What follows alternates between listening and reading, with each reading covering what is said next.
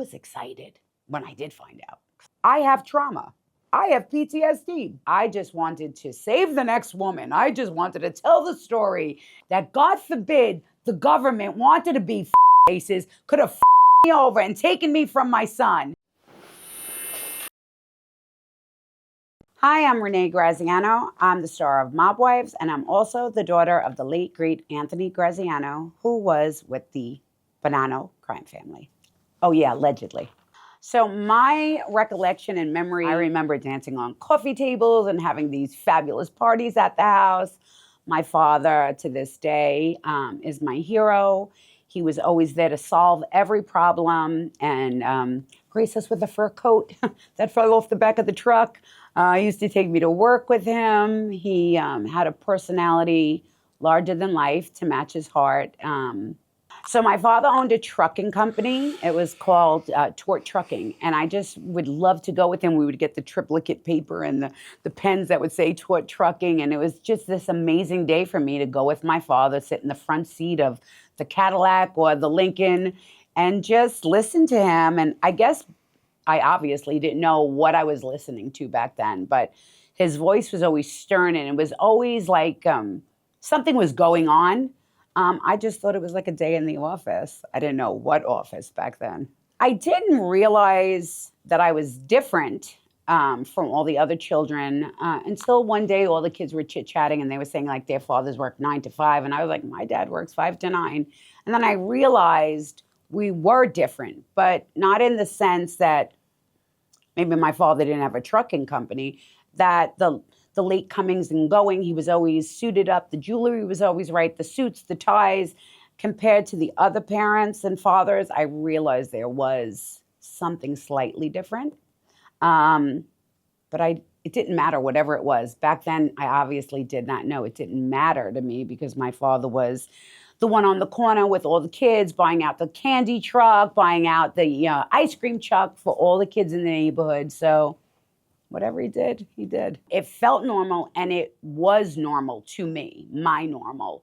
At the age of 16, I can tell you I was out in this nightclub. It was Pastels. And I was at the end of the bar, and there was a gentleman friend of mine with me. And this guy came over, and he said, my friend said, I would like you to meet Anthony Graziano's daughter. And he goes, yeah, I know who her father is. He's a captain. And I remember being so taken back, like, my father doesn't drive a boat. My father doesn't have a ship. What are you talking about? And that was my first interaction with, like, what does this mean? Like, oh my God, we are different. Oh my God, I got to talk to my father.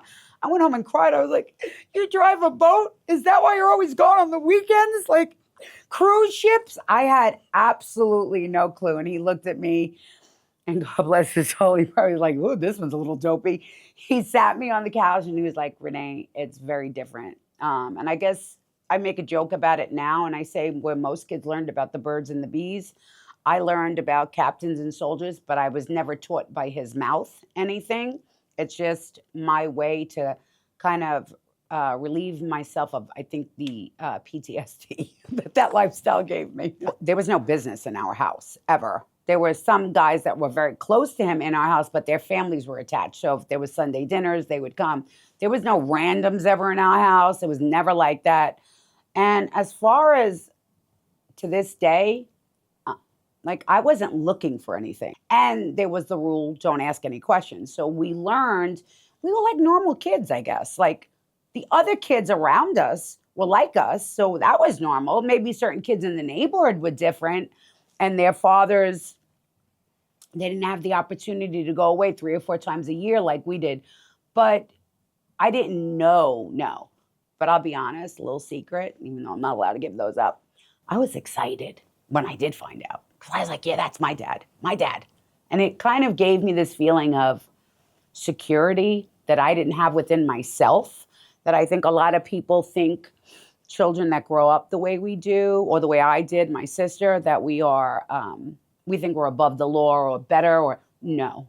I was the most insecure, picked on child. I was bullied.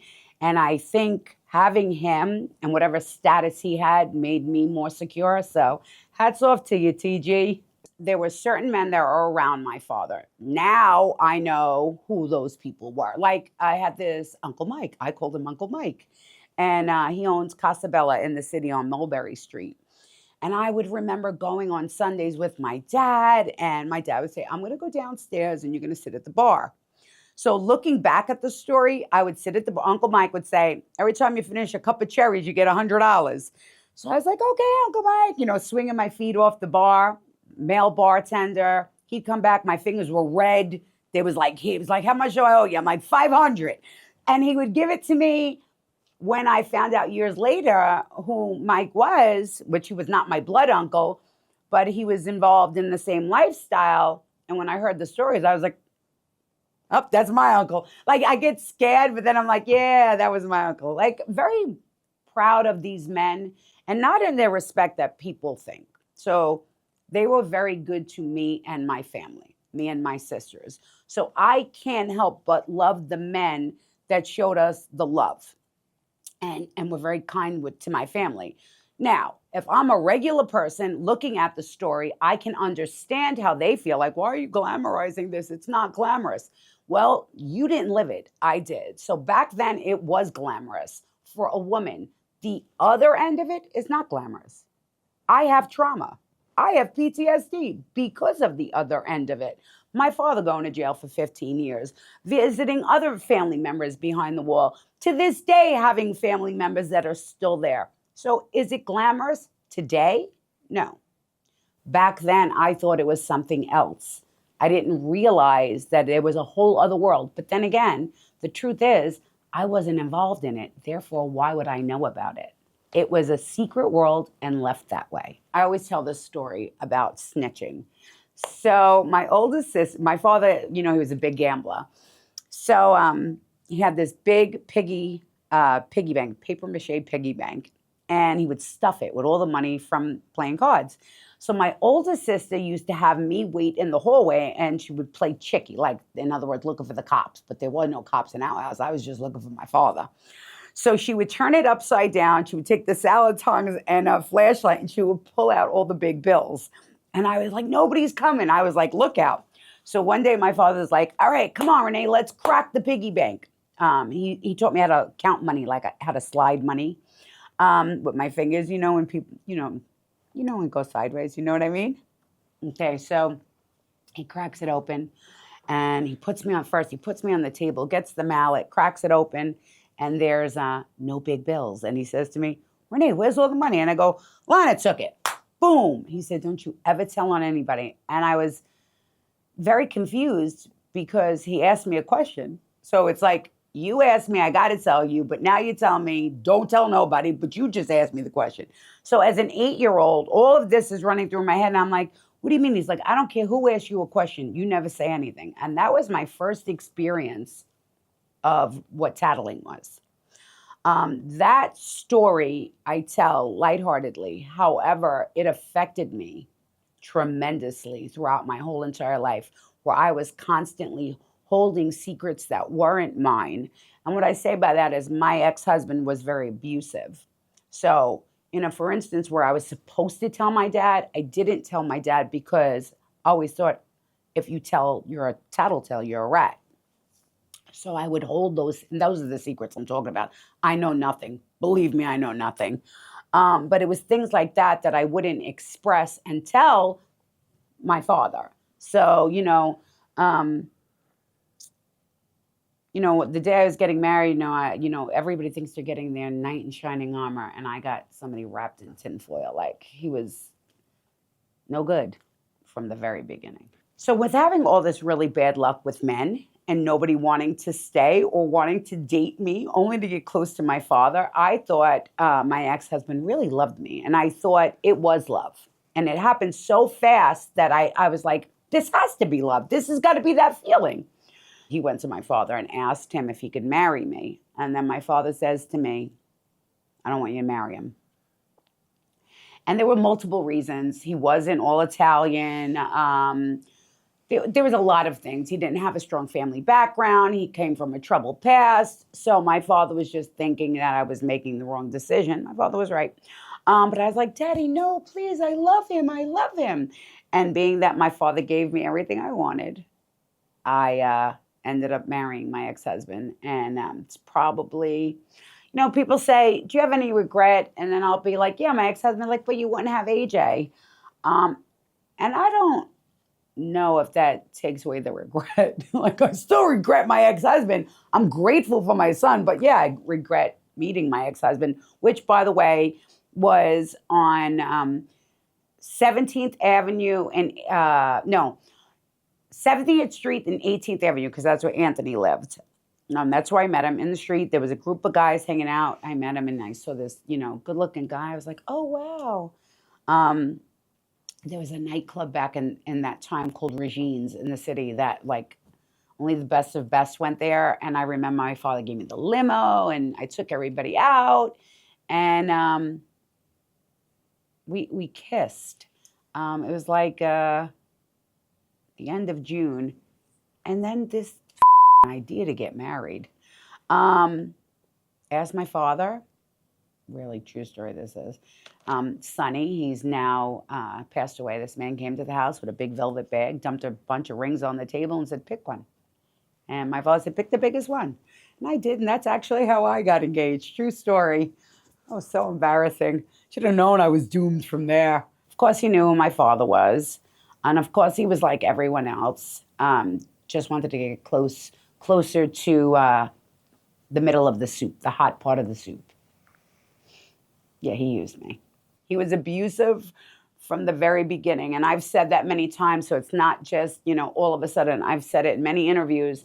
So I think for me, when he was being abusive, I could not tell. I thought I was ratting. It's so ridiculous to think that I thought those rules applied to me. Those rules did not apply to me. I was supposed to go to my father and tell my father that this man was being extremely abusive.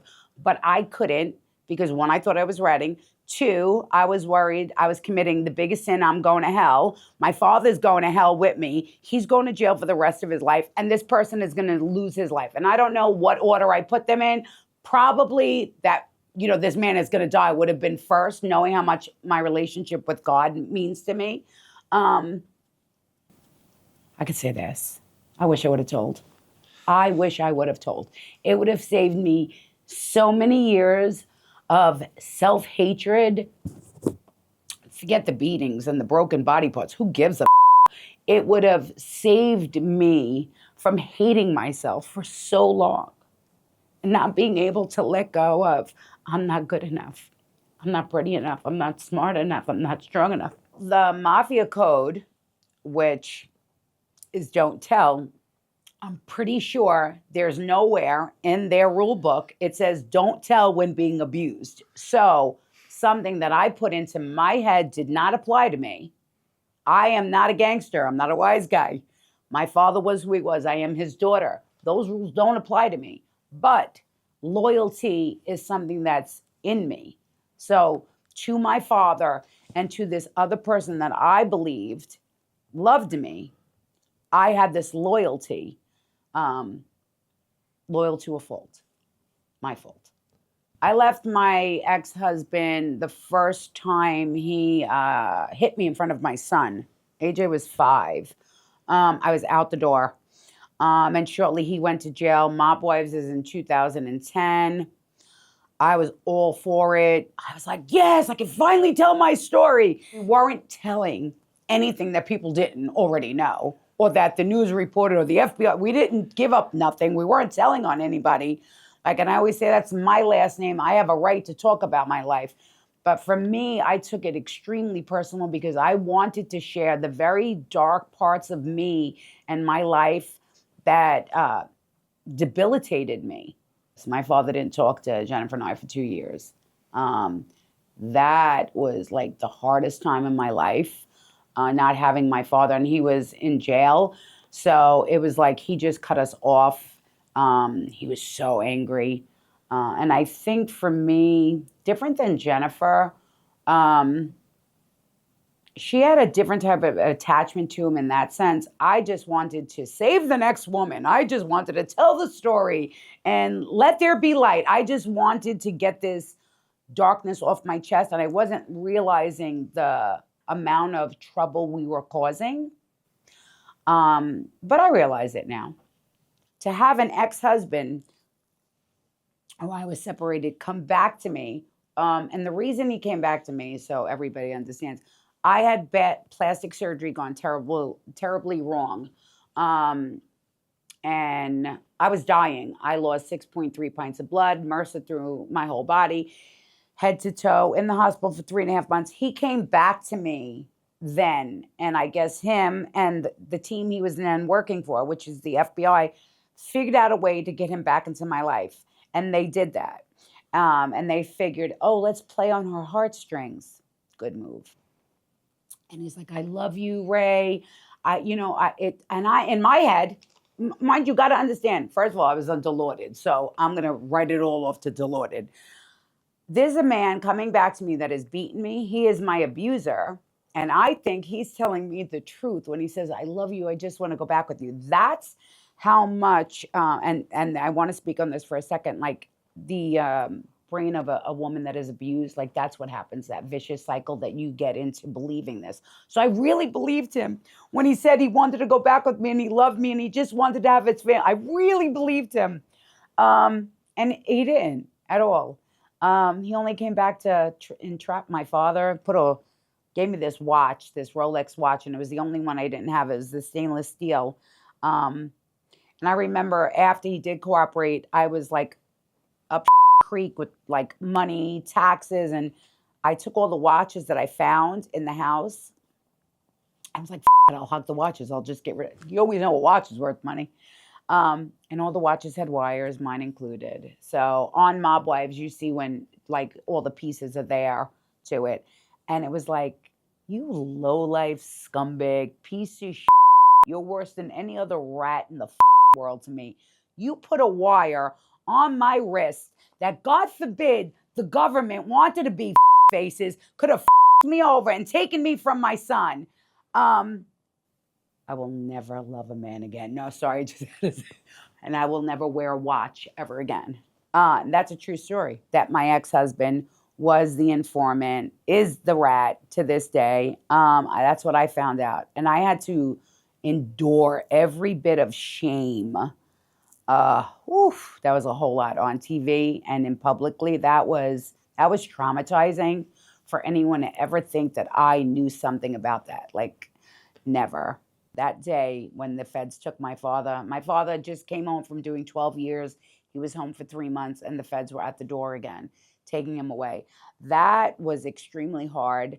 One thing, which was so amazing about my father, he would just be like, don't worry, everything's going to be okay. Don't worry, I got you, son. I'll take care of everything. Your father's going to take care of everything. And that's what I love the most about my father.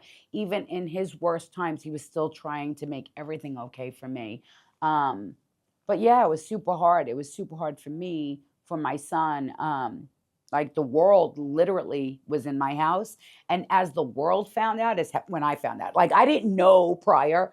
The day that everybody got arrested, I didn't know it was happening. We all found out at the same time. You, me, America, everybody in the world found out when I found out. So I think that kind of softened my blow almost in a way. Because I was like, ugh! Like I had people feel exactly how I felt, but not exactly. Because they could never, and I wouldn't wish that on anyone. But I think it softened the blow. And then it was also time for people to say, ha, ha, ha. It was okay. I'm still here. How many years later? Many. In the interim of my father going back away, my father got dementia, came home, and he deteriorated. And it was the worst thing I've ever seen. I think dementia is cruel and unusual. It's horrible to watch a man so brilliant with such a minimal education. He was like, didn't even make it past 7th grade or whatever it was, didn't know how to read or write until he went into jail. And then in his line of work become one of the upper, the most important men, and then to watch his brain deteriorate and not even know who he is the most heartbreaking thing in the world. I try to block a lot of that out. Yeah. Because I always want to remember as I'm Anthony's daughter on the front of the line, and people like, It was so crazy. Like they would just move. It was this feeling of his importance was my importance. And my reason today is if I could help the next person survive that life or any type of trauma, I would like to.